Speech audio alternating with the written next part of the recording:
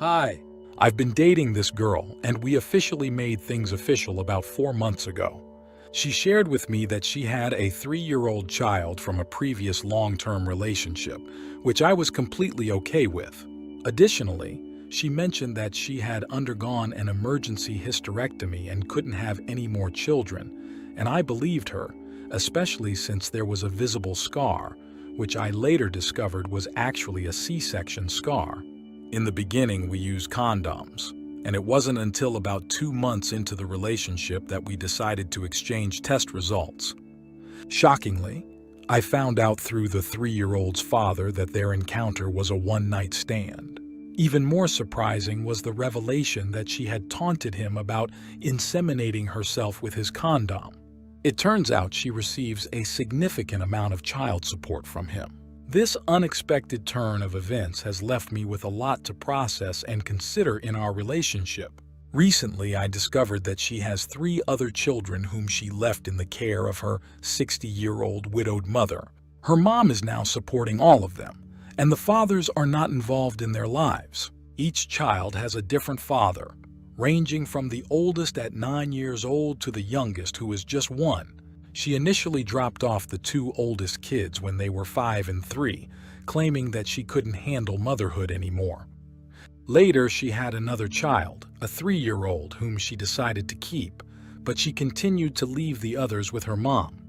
A year ago, she had another baby whom she also dropped off at her mom's after just a month.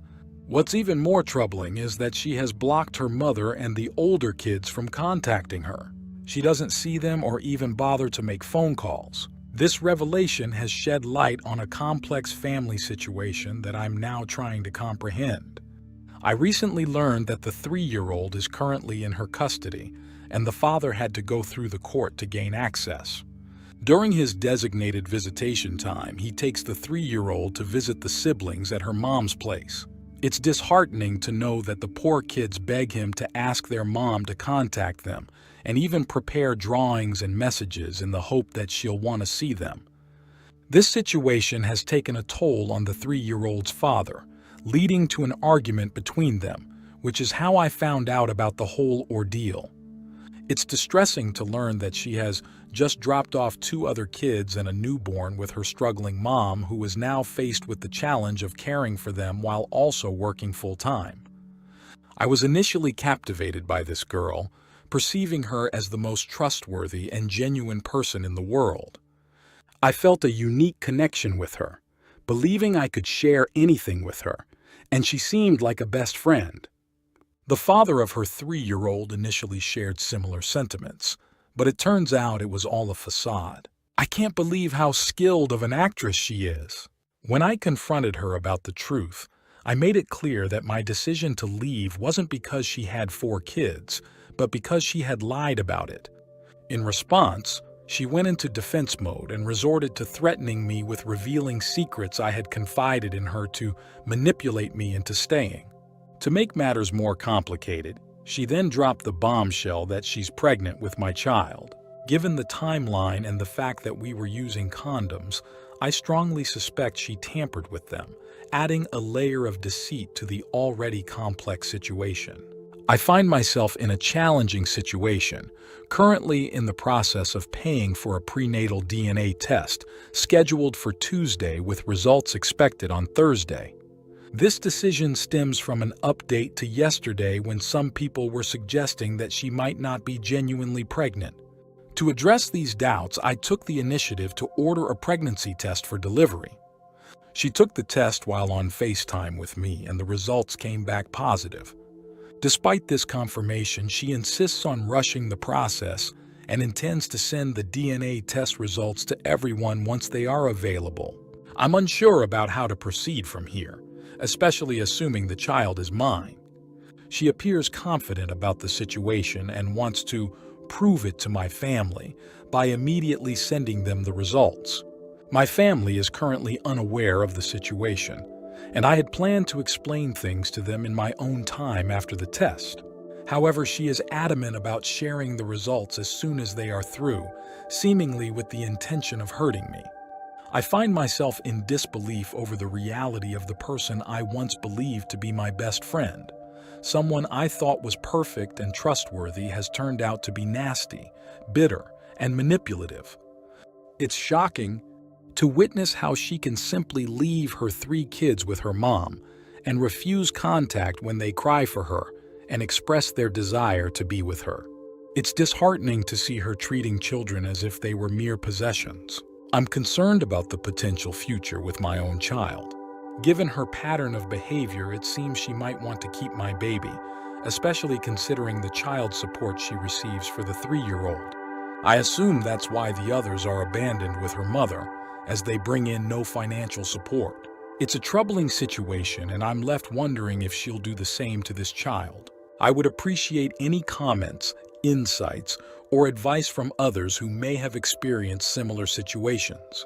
I will provide updates on the situation after the results of the prenatal DNA test come in on Thursday. We are no longer together. Edit. I'm aware that some are suggesting the mother sue her for child abandonment, but the situation is complicated. Her mother willingly takes care of the kids.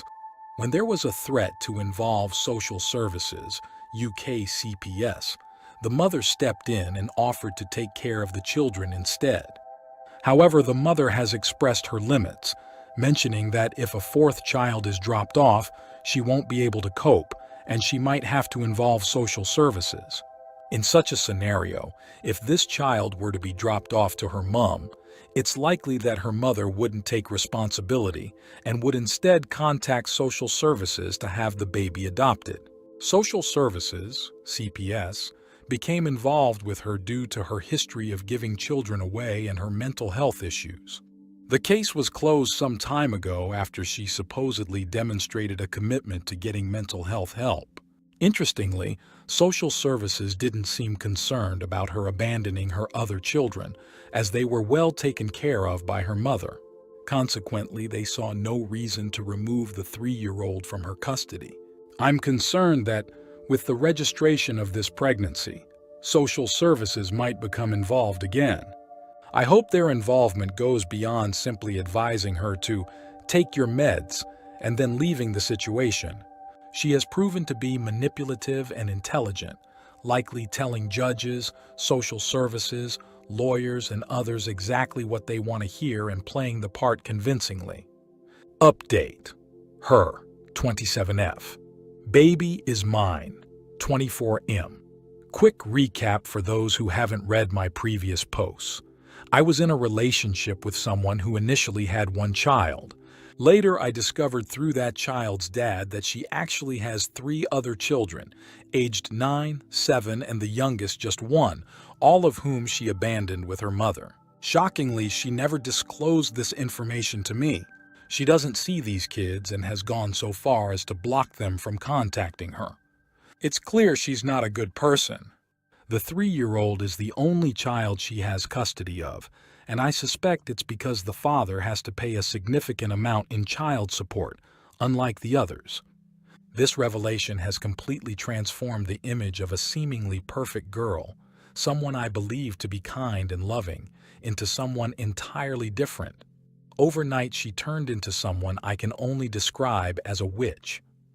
I'm still processing the fact that she's the same person.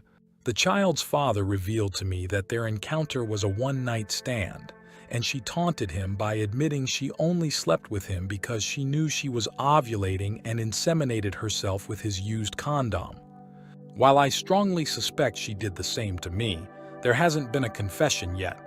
When I ended the relationship, she dropped a bombshell.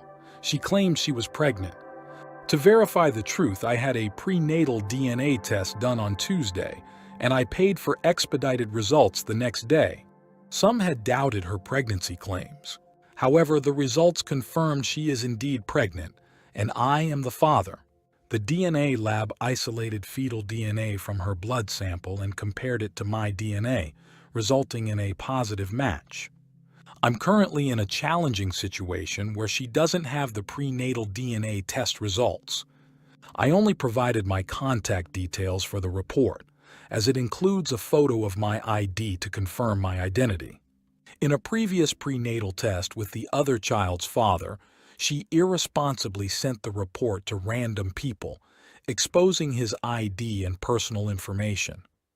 She keeps calling me to obtain the results, but I've been declining her calls as I'm not ready to engage in a conversation with her yet.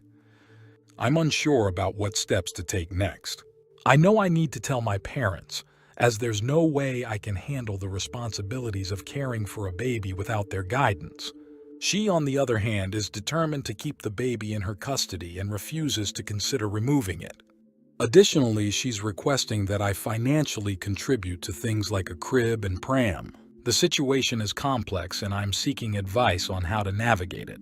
Recently, I spoke to her mother, who firmly believes that the baby will be dropped off to her at some point after birth. Her mom, in her mid-60s with an adult disabled son, is already raising 3 kids and working full-time.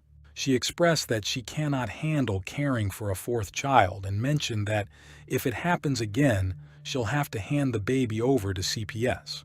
She's visibly upset at the thought, leaving me uncertain about the next steps. Now I'm faced with decisions. Should I call the mother and inform her that the prenatal DNA test results were positive? Do I observe how things unfold, allowing her to have custody and intervening only if she drops the baby off to her mom? Alternatively, do I take a proactive approach, filing for custody and preparing to fight for it as soon as the baby is born? I'm considering providing statements that highlight her history of using babies like objects and the pattern of abandonment from both her mother and ex.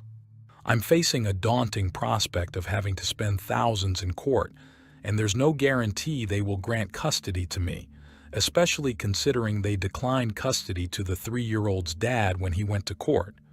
I'm at a loss about what steps to take. I'm not even emotionally prepared for a baby at this point, but it seems I now have to make a decision on whether to fight for custody or attempt to co-parent with this woman who has proven to be quite challenging. Update. I've confided in my parents about the situation, and while they are disappointed, they've shown great understanding when I explained what happened. I made it clear that I felt trapped and highlighted her history of abandoning children who aren't of financial use. My mother, in particular, has expressed support for the idea of fighting for custody. She agrees that if I gain custody or if the mother decides to hand the baby over to me, considering her track record and her own mother's refusal to take on more kids, that might be the best outcome. In a remarkable show of support, my mother has even offered to move in with me for the first few months to help me learn how to care for the baby. Now, I just need to find a solicitor to guide me through the legal process ahead. Reaction. One more reason to reconsider starting a relationship with a single mom, especially if you don't have kids of your own. Now you're potentially tied to dealing with her for the next 18 years. Some women view children as a source of income, preferring to have kids with multiple men due to the regressive nature of child support payments. The more kids they have with one man, the less money they receive compared to having kids with multiple men. Considering the situation, it might be wise to inform your ex that you intend to fight for majority custody of the baby she's pregnant with through the courts. Cease contact with her and request communication only when the baby is born. Before that, there's no reason to engage in any conversations. Collaborate with the dad of the 3-year-old and start keeping records. Since she isn't raising 3 of her kids, both of you may have a good chance at gaining majority custody. My guess is that if she's not receiving child support checks, her percentage of custody won't be as appealing. While it would be ideal for a family judge not to grant her full custody given her history, that's not always the case.